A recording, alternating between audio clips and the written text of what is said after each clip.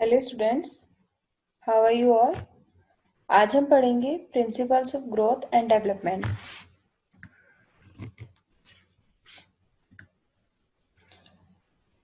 सबसे पहला जो प्रिंसिपल है ग्रोथ और डेवलपमेंट का वो है हमारा सिफेलोक्यूटल। सिफेलोक्यूटल का मतलब ये है कि सबसे पहले जो शरीर के ऊपरी हिस्से हैं उनका विकास पहले होता है और जो नीचे के हिस्से हैं उनका विकास बाद में होता है। जैसे आप देख रहे हैं कि इसमें जो एरो है वो सिर से नीचे की तरफ बनी हुई है और ये एक जो सेकंड पिक्चर है वो प्रॉक्सिमल डेवलपमेंट की है, वो उसकी है। फर्स्ट में क्या होता है कि जब बच्चा माँ के गर्भ में होता है तो सबसे पहले उसके सिर का ही विकास होता है, हाथ पैरों का विकास बाद में होता है। और उसी तरह से जो मूवमेंट है वो भी सिर के अंदर पहले आती है और धड़ के उसके बाद में, और इस तरह से जो है सिफेलोक्यूटल डेवलपमेंट होता है। तो आइए इसके बारे में थोड़ा और जान लेते हैं। सिफेलोक्यूटल डेवलपमेंट क्या होता है कि जो ये प्रिंसिपल है ये डिस्क्राइब करता है कि जो डायरेक्शन है ग्रोथ और डेवलपमेंट की, यानी ग्रोथ और डेवलपमेंट की जो डायरेक्शन है वो इस प्रिंसिपल के थ्रू डिस्क्राइब की जाती है। नेक्स्ट है कि हेड रीजन स्टार्ट होते हैं पहले ग्रोथ करने और बाद के जितने भी अदर ऑर्गन्स होते हैं उनकी जो डेवलपिंग है वो बाद में स्टार्ट होती है। जो बच्चा होता है वो पहले अपने सिर के ऊपर कंट्रोल करना सीखता है और उसके बाद वो आर्म्स के ऊपर और सबसे बाद में वो लेग्स के ऊपर कंट्रोल करना सीखता है। आपने देखा भी होगा कि एक बहुत छोटा बच्चा जो है, जो कि अभी बैठ भी नहीं सकता है, वो अपने सिर को हिला डुला सकता है। ओके। और हाथ में कंट्रोल बच्चे के बाद में आता है, यानी हाथ से किसी चीज को पकड़ना, मतलब हाथ हिला तो सकता है लेकिन वो किसी चीज को बहुत छोटी एज में पकड़ नहीं पाता है। और उसके बाद आपने देखा होगा कि चलना जो है बच्चा बाद में सीखता है। तो इस तरह से सिफेलोक्यूटल में क्या होता है, पहले सिर का कंट्रोल करना, उसके बाद आर्म्स का और सबसे लास्ट में लेग्स का। जो इनफेक्ट होते हैं वो कंट्रोल डेवलप करते हैं हेड के ऊपर। सबसे पहले वो फेस मोमेंट्स पे जब कंट्रोल करना शुरू करते हैं तो शुरू के 2 मंथ में ही वो अपने हेड पे कंट्रोल कर लेते हैं।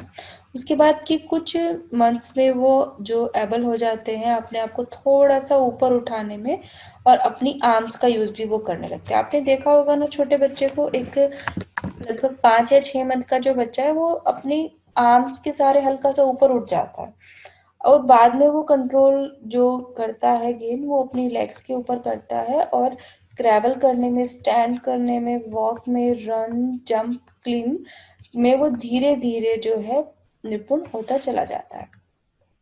नेक्स्ट है हमारा प्रोक्सिमोडिस्टल डायरेक्शन। प्रोक्सिमोडिस्टल डायरेक्शन में जैसे कि आप देख रहे हैं कि जो एरो है वो सेंटर से बाहर की तरफ बना हुआ है। सिफेलोक्यूटल का ये एरो है नीचे की तरफ वाला, और जो ये वाला एरो है वो हमारा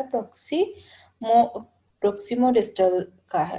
प्रोक्सिमल डिस्टल में क्या होता है कि हम ये मानते हैं कि जो बच्चा है उस पर कंट्रोल जो है सबसे पहले वो अपने धड़ को कंट्रोल करेगा और उसके बाद वो धीरे धीरे अपने हाथों में डेवलपमेंट करेगा, अपने पैरों में डेवलपमेंट करेगा।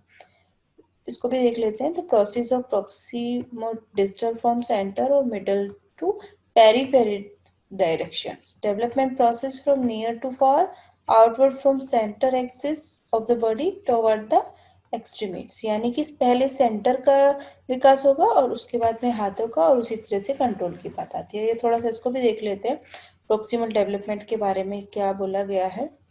The direction sequence of development during both prenatal and postnatal stage may either be from head to foot, जो हमारा सिफेलोक्यूडल है वो हमारा हेड टू फुट है, और from the centre axis to the extremities of the body, ये हमारा कौन सा है, प्रोक्सिमो डिस्टल। ओके। सिफेलोक्यूडल में क्या कौन से वाली डेवलपमेंट होगी, पहले सिर डेवलप होगा और उसके बाद में नीचे के हिस्से। और जो हमारी प्रोक्सिमो डिस्टल डायरेक्शन है उसमें क्या होगा, पहले सेंटर डेवलप होगा और उसके बाद में जो है बाकी के हिस्से जो हैं वो पेरिफेरी टर्म में डेवलप होंगे। जो हमारी स्पाइनल कॉर्ड है वो हमारे आउटर पार्ट से पहले डेवलप हो जाती है। जो चाइल्ड की आर्म की डेवलपमेंट है वो उसके हाथों से, और हाथ जो है उसकी पैरों से पहले डेवलपमेंट हो जाते हैं। हाथ और पैरों की जो फिंगर है वो बाद में डेवलप होती है और टॉयज बाद में होते हैं। यानी इस चीज को आप ऐसे समझिए, पहले वो अपनी जो उसकी आर्म्स है उनके ऊपर कंट्रोल करना सीखता है, उसके बाद वो अपने हाथों के ऊपर या पैरों के ऊपर कंट्रोल करना सीखेगा, और सबसे बाद में हाथ पैर की फिंगर और टॉय के ऊपर कंट्रोल करना सीखेगा। फिंगर्स और टॉय की जो मसल्स हैं वो फिजिकल डेवलपमेंट में सबसे लास्ट में डेवलप होती है। आपने ये चीज नोट भी की होगी कि बच्चा जो है किसी चीज को पकड़ना बहुत ही देर से सीखता है, अच्छे से किसी चीज को होल्ड करना काफी टाइम के बाद सीखता है। नेक्स्ट है हमारा growth and development is a continuous process. Growth और डेवलपमेंट किस तरह की प्रोसेस है? एक कंटिन्यूअस प्रोसेस है। आपने भी देखा होगा कि जो माँ के वोम से बच्चा जो आता है बहुत छोटा होता है, धीरे धीरे वो बड़ा होता चला जाता है, और ये किस तरह की प्रोसेस है? कंटिन्यूअस है। ऐसा तो नहीं है ना कि बच्चा जो है एकदम से इतना बड़ा था और एकदम से वो वृद्ध हो गया, इस तरह की प्रोसेस नहीं है। और इस तरह भी नहीं होता है कि बच्चा पहले वयस्क था और बाद में वो छोटा बच्चा हो गया या वो एकदम से वृद्ध हो गया। तो किस तरह की प्रोसेस है? कंटिन्यूअस, यानी एक के बाद एक स्टेज आती है डेवलपमेंट की। नेक्स्ट हम इसके बारे में भी थोड़ा जान लेते हैं जो कंटिन्यूअस प्रोसेस होती है। Growth and development is a continuous process from conception to death. यानी कि ग्रोथ और डेवलपमेंट किस तरह की प्रोसेस है? कंटिन्यूअस प्रोसेस है। एक स्टेज के बाद दूसरी स्टेज आएगी, और ये कब से शुरू हो जाती है? कंसेप्शन से, यानी जब भ्रूण जो है गर्भ में आ जाता है तब से लेके डेथ तक। Early years of life development consist of changes that lead the children to maturity, not only of body size and functioning but also of behavior. जो अर्ली ईयर्स होते हैं बच्चे की लाइफ के, उनमें डेवलपमेंट किस तरह से होता है? उसके फिजिकल बॉडी में भी, बॉडी के साइज में भी, फंक्शनिंग में भी, और उसके बिहेवियर में भी चेंज होता है। नेक्स्ट है मेच्योरिटी के बाद भी जो डेवलपमेंट है वो एंड नहीं हो जाता है। ग्रोथ जरूर रुक जाती है मेच्योरिटी के बाद, लेकिन डेवलपमेंट एंड नहीं होता है। और ये जो चेंज है वो कंटिन्यू होते हैं period of life knows as senescence of old age. मतलब ओल्ड एज तक जो है डेवलपमेंट होता रहता है किसी ना किसी चीज में। फिजिकल डेवलपमेंट जरूर रुक जाता है, लेकिन जो लर्निंग फेज है या जो एक्सपीरियंस है वो भी अभी भी जारी होता है हमारी ओल्ड एज तक। और ये जो चेंज हमारे होते हैं ये कंटिन्यू होते हैं जब तक कि आदमी की मृत्यु नहीं हो जाती और उसके जीवन का जो चक्र है या लाइफ सर्कल है वो पूरा नहीं हो जाता। नेक्स्ट हमारा आता है कि growth and development is orderly और सिक्वेंटल प्रोसेस। यानी ऑर्डरली कैसी? वही सेम बात इसमें बोली गई है, ऑर्डर में होती है। पहले बच्चा छोटा होगा, फिर बड़ा होगा, फिर और बड़ा होगा, और फिर सबसे बाद में वो वयस्क हो जाएगा। यानी उसका एक ऑर्डर है। इस ऑर्डर को हम चेंज नहीं कर सकते। ऐसा नहीं होगा कि बच्चा पहले 2 साल का हो गया, फिर 10 साल का हो गया, उसके बाद वो वापस से 8 साल का हो गया। इस तरह का नहीं होता है। एक सीक्वेंस है, एक ऑर्डर है। इसको भी हम थोड़ा सा समझ लेते हैं कि जो ऑर्डरली और सीक्वेंटल प्रोसेस है वो किस तरह से होती है। एवरी स्पीसीज, यानी हर स्पेसीज के अंदर जो जो कि एनिमल भी होता है, ह्यूमन भी होता है, सभी एक पैटर्न को फॉलो करते हैं डेवलपमेंट के लिए।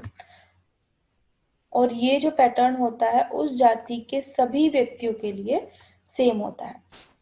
नेक्स्ट है सोशल और बिहेवियर साइंटिस्ट जो है उन्होंने देखा कि जो डेवलपमेंट है as a relationship between organism और इन्वायरमेंट, वो एक कोलैबोरेशन और ट्रांजैक्शन के थ्रू चलता है। यानी क्या होता है? इन्वायरमेंट और ऑर्गेनिज्म के बीच में एक पैचअप होता है, कोलैबोरेशन होता है, और उसके थ्रू जो व्यक्ति है उसको सोशल और बिहेवियर साइंटिस्ट ने इस बात को माना है कि इस तरह से उसका डेवलपमेंट होता है। नेक्स्ट हम बात करते हैं कि जो बच्चे होते हैं वो सभी डेवलपमेंट पैटर्न को फॉलो करते हैं एक स्टेज जो होती है उसमें, एक स्टेज से दूसरी स्टेज में। यानी कि हम एवरेजली कह सकते हैं कि एक 2 साल का बच्चा किस तरह का व्यवहार करेगा। हालांकि कोई लाइन नहीं खींची होती है बच्चे को एक स्टेज से दूसरे स्टेज में जाने में, हमें पता भी नहीं चलता कि कब वो एक स्टेज से दूसरी स्टेज में चला जाता है। लेकिन क्या होता है कि फिर भी हम डिफाइन कर पाते हैं ना कि एक 15 साल का बच्चे का बिहेव किस तरह से होगा एवरेजली। तो ये क्या है कि एक तरह का डेवलपमेंटल पैटर्न है, कुछ स्टेजेस है जो कि सभी बच्चे फॉलो करते हैं। कुछ एग्जाम्पल्स हैं जो इन्फेक्ट होते हैं वो पहले बैठना सीखते हैं और बाद में वो चलना सीखते हैं। सर्कल को पहले वो सीख लेंगे बनाना और बाद में वो स्क्वायर को बनाना सीखेंगे, स्क्वायर। ओके, नेक्स्ट है हमारा influence by environment and genetic factor. ये बहुत ही इम्पोर्टेंट प्रिंसिपल हम कह सकते हैं, तो इनको आपको लर्न करना है और आपको पता होना चाहिए कि किस प्रिंसिपल में क्या कहा गया है। डेवलपमेंट जो है वो इन्वायरमेंट और ग्रोथ फैक्टर्स दोनों से प्रभावित होती है या इन्फ्लुएंस होती है। Individual work with and affect their environment and in turn the environment work with the effect of them. यानी जब कोई व्यक्ति इन्वायरमेंट के साथ काम करता है तो इन्वायरमेंट भी उससे इफेक्ट होता है और व्यक्ति भी उस इन्वायरमेंट से इफेक्ट होता है।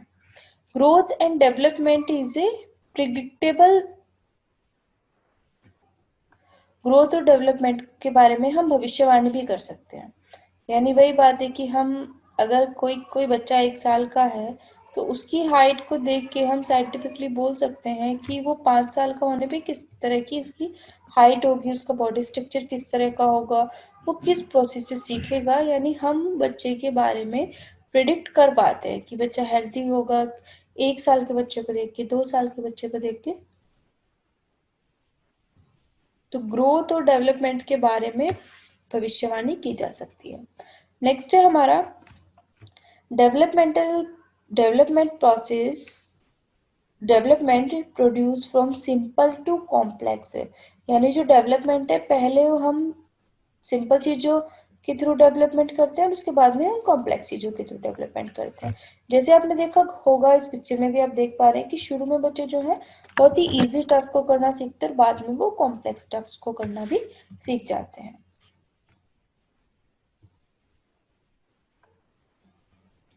Children using their simple to complex, किन किन चीज़ों में बच्चे सीखते हैं? अपने कॉग्निटिव और लैंग्वेज स्किल्स को रीजन एंड सॉल्व प्रॉब्लम्स के लिए वो सिंपल टू कॉम्प्लेक्स सीखते हैं। जैसे कि आपने देखा होगा शुरू शुरू में बच्चे 1-2 वर्ड से काम चला लेता है, सिंपल वर्ड उसने सीखे, लेकिन जब वो बड़ा हो जाता है, वयस्क हो जाता है, तो पूरा का पूरा वो सेंटेंस बोल पाता है, बहुत बड़े बड़े सेंटेंस यूज करना सीख लेता है। बच्चे जो है सबसे शुरू में जो है बड़ी थिंग्स को अपने दोनों हाथों या दोनों आर्म से पकड़ते हैं और बाद में वो उस चीज को एक सिंगल हैंड से पकड़ना भी सीख जाते हैं जैसे जैसे बड़े होते हैं।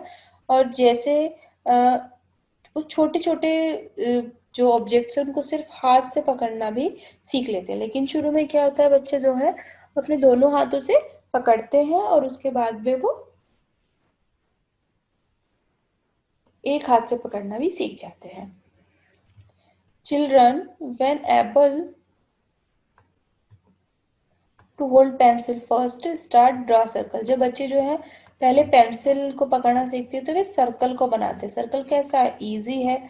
और बाद में क्या करते हैं, वो बाद में वो स्क्वायर रेक्टेंगल भी बना लेते हैं और उसके बाद में वो कुछ लेटर्स या वर्ड्स को लिखना भी सीख जाते हैं। नेक्स्ट है हमारा, ये बहुत ही इंपॉर्टेंट है, certain stage of growth and development are more critical. जो डेवलपमेंट और ग्रोथ है उसकी कुछ स्टेजेस जो है वो ज़्यादा महत्वपूर्ण होती हैं। जैसे कि जब बच्चा माँ के गर्भ में होता है तो वो भी एक बहुत महत्वपूर्ण स्टेज है। अगर वहाँ पे उसको अच्छे से न्यूट्रिशन नहीं मिल पाता है या वो किसी चीज़ से इन्फेक्ट हो जाता है तो पूरी लाइफ उसको कोई ना कोई इन्फेक्शन या कोई ना कोई डिसीज होने की संभावना ज़्यादा हो जाती है। नेक्स्ट, अगर जैसे इस पिक्चर में आप देख पा रहे हैं कि बहुत छोटे बच्चे हैं, उनको सही से पोषण नहीं मिल पा रहा, तो उनकी ग्रोथ, उनका मानसिक विकास, सब चीज़ें इफेक्ट हो जाती हैं। और सेम इसी तरह से हम लैंग्वेज के बारे में भी कहते हैं कि जो लैंग्वेज का क्रिटिकल पीरियड होता है या महत्वपूर्ण उसकी जो अवस्था होती है वो लगभग 12 साल तक होती है। उसमें बच्चा ज़्यादा से ज़्यादा लैंग्वेज सीखता है। अगर उसके बाद हम किसी को कोई लैंग्वेज सिखाना चाहें तो वो बहुत मुश्किल से उस चीज़ को सीख पाएगा। नेक्स्ट है हमारा ग्रोथ इज अनइवन। ग्रोथ जो है वो कभी भी एक जैसी नहीं रहती है। यानी कभी जो ग्रोथ है बच्चा जल्दी ज़्यादा ग्रोथ कर रहा है, कभी वो धीमी गति से बढ़ रहा है। और साथ ही साथ इसको हम ऐसे भी समझ सकते हैं कि एक दो 8 साल के बच्चे हैं, एक की हाइट कम है और एक की हाइट ज्यादा है, एक शरीर में पतला है एक शरीर में मोटा है, और साथ ही साथ उनका जो मानसिक विकास भी होगा उसमें भी अंतर होगा, उनके व्यवहार में भी अंतर होगा। तो ये जरूरी नहीं है कि एक स्टेज के बच्चे हैं जो वो बिल्कुल उसी तरह से या सेम पैटर्न से ही ग्रोथ करेंगे। ग्रोथ जो है वो सब में अलग होती है, हर किसी के लिए, हर किसी की कुछ अपनी स्पेशल जो कैरेक्टरिस्टिक्स है वो होती हैं। नेक्स्ट आता है हमारा है, there is coordination between increase in size and maturation. Maturation, coordination होता है हमारे इंक्रीजेस साइज और मैच्यूरेशन में। इस चीज को आप ऐसे समझिए कि एक 25 डेज का जो बच्चा होता है, नेचुरल ट्यूब उसके अंदर होती है, 40 डेज के बच्चे के अंदर fore brain, mid brain, hind brain और स्पाइनल कोड डेवलपमेंट होना शुरू हो जाता है। ये जो डेवलपमेंट है ये जब का है, जब बच्चा जो है माँ के गर्भ में होता है। 50 डेज का जब बच्चा होता है तो उस तरह का स्ट्रक्चर कुछ इस तरह का होता है। 9th मंथ के बच्चे में जो है ब्रेन डेवलप हो जाता है। 100 डेज का जो बच्चा होता है, 100 डेज यानी कि लगभग 3 मंथ का बच्चा जो होता है, उसका सेरिबल हेमिस्फीयर, सेरिब्रम, पॉन्स और मेडुला, ये सब जो है डेवलप होने शुरू हो जाते हैं। यानी आप इसको ऐसे समझिए कि 25 दिन का जो बच्चा है उसमें न्यूरल ट्यूब है, 40 दिन के बच्चे में fore brain, mid brain, hind brain और स्पाइनल कोड डेवलप हो चुकी है।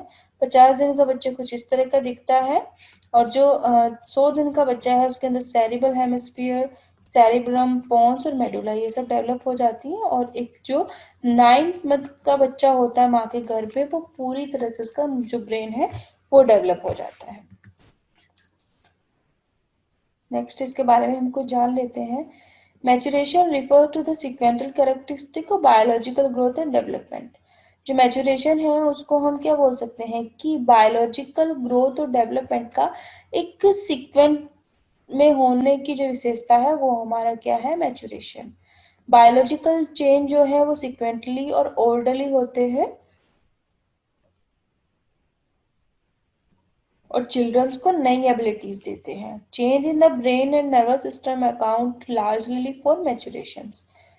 And help children to improve in thinking and motor skill. जो ब्रेन और नर्वस सिस्टम का साइज में बड़ा होना होता है वो किस चीज के लिए होता है, मैच्यूरेशन के लिए होता है, और वो बच्चों को थिंकिंग और मोटर स्किल्स में बहुत ज्यादा हेल्प करता है। बच्चे जो है वो मैच्योर होने चाहिए एक सर्टेन पॉइंट को अचीव करने के लिए, जब उनके अंदर नए स्किल्स की प्रोग्रेस होती है। नेक्स्ट है हमारा प्रिंसिपल ऑफ इंडिविजुअल डिफरेंस। यानी हर व्यक्ति जो है या हर बच्चा जो है वो अपने आप में यूनिक है, और उसकी अपने आप में कुछ अपनी भी विशेषताएं होती हैं। नेक्स्ट है हमारा इंडिविजुअल डिफरेंस के बारे में भी हम थोड़ा जान लेते हैं कि इसमें क्या होता है। The tempo of development is not even. जो डेवलपमेंट का टेम्पो है वो कभी भी एक जैसा नहीं होता है। इंडिविजुअल डिफरेंस जो होते हैं वो रेट ऑफ ग्रोथ में और डेवलपमेंट में देखने को मिलते हैं। बॉयज और गर्ल्स में जो है डिफरेंट डेवलपमेंट रेट्स होते हैं, और उनका जो ईच पार्ट उनकी बॉडी का है उसका अपना प्रिंसिपल रेट ऑफ ग्रोथ होता है। डेवलपमेंट जो है वो कभी भी एक जैसा नहीं रहता है। There are periods of great intensity and equilibrium, and there are periods of imbalance।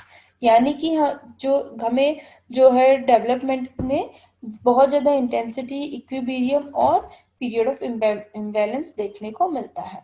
Development जो है वो कभी कभी प्लेटो भी हो जाता है, और ये क्या होता है कि ये किसी भी लेवल और लेवल्स के बीच में हो सकता है प्लेटो। ओके, नेक्स्ट है हमारा rate of growth and development is inter related. जो ग्रोथ और डेवलपमेंट है वो दोनों जो है आपस में बहुत ज्यादा इंटर रिलेटेड है। नेक्स्ट है हमारा neonatal reflexes need to be lost. जो नियोनेटल रिफ्लेक्सेस होती हैं बच्चे की, वो बड़े होने के साथ साथ जो है वो लॉस्ट हो जाती हैं। जैसे कि आपने देखा होगा कि जो बच्चे हैं वो रूटिंग रिफ्लेक्स होती है उनके अंदर, सकिंग रिफ्लेक्स होती है बोतल से दूध को पीने की, स्नॉट रिफ्लेक्स होती है, ग्लैपुलर रिफ्लेक्स होती है। ये सब चीजें जो क्या है, जैसे बोतल से दूध पीना, थंब को सुक करना, या राउटिंग रिफ्लेक्स जो होती है, ये समय के साथ साथ जो है वो बड़े, जैसे जैसे बच्चा बड़ा होता जाता है, ये सारी की सारी जो रिफ्लेक्स होती है वो लॉस्ट होती चली जाती है। नेक्स्ट है हमारा skills are learn by practice. जैसे छोटा बच्चा होता है या वयस्क भी होता है, हम उसको जितनी ज्यादा प्रैक्टिस कराएंगे उसके स्किल्स उतने ज्यादा मजबूत होंगे और वो नए स्किल्स को भी प्रैक्टिस के थ्रू सीखेगा। Growth comes from with in, यानी जो बच्चे हैं वो दूसरे बच्चों के साथ में ज्यादा जल्दी सीखते हैं और बहुत ही अच्छे से भी सीख पाते हैं। नेक्स्ट हम इसके बारे में भी जान लेते हैं। वन और सराउंडिंग इन्वायरमेंट कैन एनकरेज और can hide the energy of a child. जो हमारा सराउंडिंग इन्वायरमेंट है वो एक बच्चे को एनकरेज भी कर सकता है और उसकी एनर्जी को भी हाइड कर सकता है। But the drive force that pushes a child to grow is carried inside him. लेकिन जो ड्राइव फोर्स है वो बच्चे को क्या करेगा, इसके एनर्जी को उसके इनसाइड में कैरिड कर देगा। पेरेंट और टीचर की जॉब जो है वो है एक क्लियर टेक जो कि guide the child with living expecting and then reflex and enjoy. Parent और टीचर की जॉब किस तरह की होनी चाहिए कि जो बच्चा है अगर उसको कोई कंफ्यूजन हो रहा है तो वो उसको क्लियर करे और उसको रिफ्लेक्स और एंजॉय के साथ में सीखना सिखाए और उसको एक्सेप्ट करें। नेक्स्ट है growth is a certain characteristics common at particular age. जैसे फिर भी हम लोग ये देखते हैं कि हर बच्चा जो है यूनिक होता है, सबकी जो ग्रोथ होती है वो अलग अलग होती है, लेकिन फिर भी एक एज के बच्चों में हमें समानताएं देखने को मिलती हैं। जैसे जो 2 साल के बच्चे हैं वो लगभग उसी तरह के काम करेंगे, उन्हें जैसे हम टॉयलेट और पोटी का जो ट्रेनिंग दे रहे होते हैं, एक छोटा बच्चा जो है वो उसकी एज के बच्चे लगभग उसी तरह का पैटर्न फॉलो करेंगे, और जब बच्चा जो प्यूबर्टी में आएगा तो वो उनमें हमें एक ही तरह के बॉडी पैटर्न, उनकी ग्रोथ, उनकी प्रॉब्लम्स हमें एक ही तरह से देखने को मिलेंगी। नेक्स्ट है हमारा process from general to specific, यानी किस तरह की प्रोसेस होती है जनरल से स्पेसिफिक। पहले जो बच्चे होते हैं वो जनरल चीजों को सीखते हैं और बाद में अपनी स्पेसिफिक एबिलिटीज को वो सीखते हैं। थोड़ा सा इसके बारे में भी जान लेते हैं। Developmental process from general to specific. Development की जो प्रोसेस होती है वो जनरल से स्पेसिफिक होती है और ये सभी एरिया में होती है डेवलपमेंट के। जनरल एक्टिविटीज जो है वो हमेशा स्पेसिफिक एक्टिविटी उसके बाद आती है। पहले जनरल एक्टिविटी करेगा जो इंसान है, उसके बाद स्पेसिफिक एक्टिविटी करेगा। इसको हम कुछ एग्जाम्पल के थ्रू भी समझ लेते हैं कि जो फीटस होता है वो पहले क्या करता है, पहले वो अपनी पूरी बॉडी को मूव करेगा, ओके, या पूरी बॉडी से एक्शन लेने में कैपेबल होगा और उसके बाद वो स्पेसिफिक रेस्पॉन्स करेगा। यानी जो पहले जो बच्चा है पूरी आर्म से वो किसी चीज को पकड़ने की कोशिश करेगा, लेकिन धीरे धीरे स्पेसिफिक एबिलिटी उसके अंदर आएगी या किसी चीज को पकड़ने की क्षमता उसके अंदर आएगी।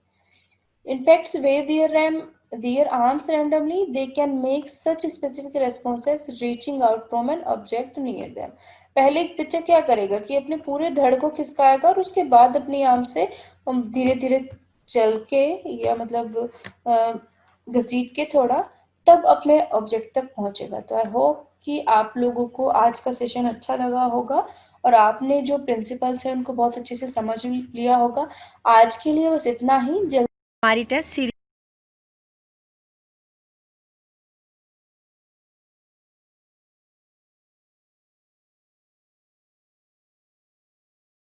स्टडी मटेरियल या स्पेशल क्लासरूम कोर्स के लिए विजिट करें हमारी वेबसाइट kushmanda.com पर, या हमारे हेल्पलाइन नंबरों पर भी कॉल करके आप सारी डिटेल पता कर सकते हैं। So wait for our next video.